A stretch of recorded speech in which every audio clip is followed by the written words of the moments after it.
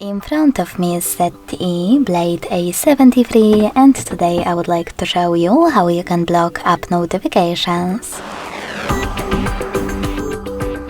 Begin by opening settings and scrolling down just a bit to access notification and status bar. Then click on app notifications. Select all apps at the top left corner and click on the best option for you, like most frequent.